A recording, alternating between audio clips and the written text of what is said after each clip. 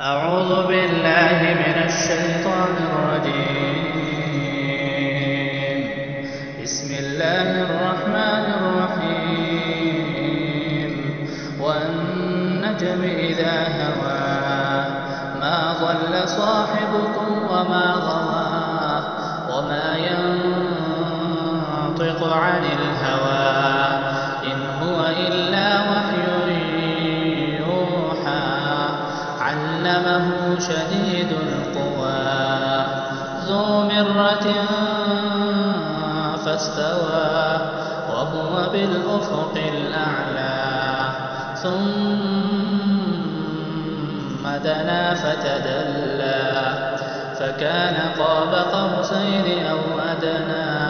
فأوحى إلى عبده ما أوحى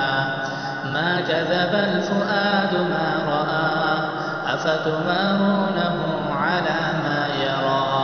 ولقد رآه نزلة أخرى عند سدرة المنتهى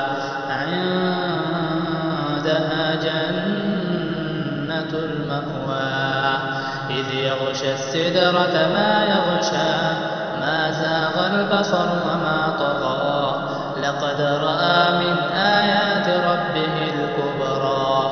أفرأيتم اللات والعزى ومناة الثالثة الأخرى ألكم الذكر وله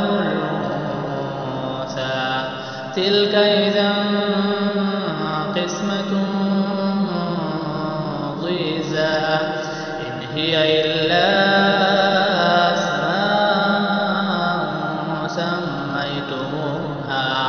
أنتم وآباؤكم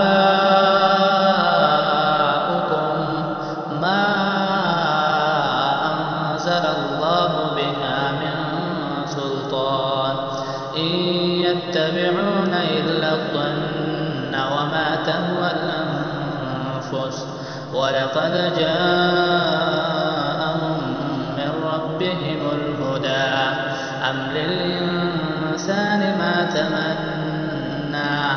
فلله الآخرة والأولى وكم من ملك في السماوات لا تغني شفاعتهم شيئا إلا من بعد أن يأذن الله لمن يشاء ويرضى إن الذين لا يؤمنون بالآخرة ليسمون الملائكة تسمية الأنثى وما لهم به من علم إن يتبعون إلا الظن وإن الظن لا يغني من الحق شيئا فأعرض عمن تولى عن ذكرنا ولم يرد إلا الحياة الدنيا ذلك مبلغهم ربك هو أعلم بمن ضل عن سبيله وهو أعلم بمن اهتدى ولله ما في السماوات وما في الأرض ليجزي الذين أساءوا بما عملوا ويجزي الذين أحسنوا بالحسنى الذين يجتنبون كبائر الإثم والفواحش إلا اللمم إن ربك واسع المغفرة هو أعلم بكم إذ أنشأكم من الأرض وإذ أنتم أجنة في بطون أمهاتكم فلا تزكوا أنفسكم هو أعلم بمن اتقى أفرأيت الذي تولى وأعطى قليلا وأكدى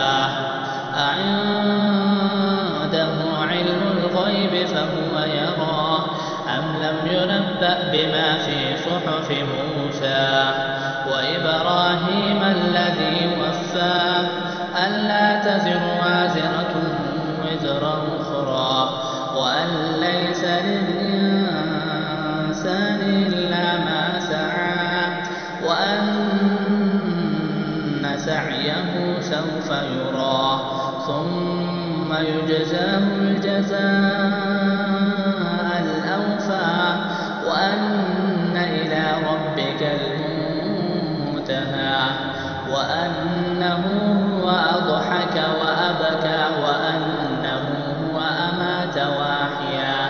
وأنه خلق الزوجين الذكر والأنثى من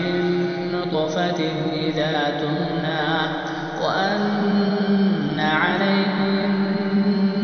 النشأة الأخرى وأنه هو أغنى وأقنى وأنه هو رب الشعرى وأنه أهلك عادا الأولى وثمود فما أبقى وقوم نوح من قبل إنهم كانوا هم أظلم وأطغى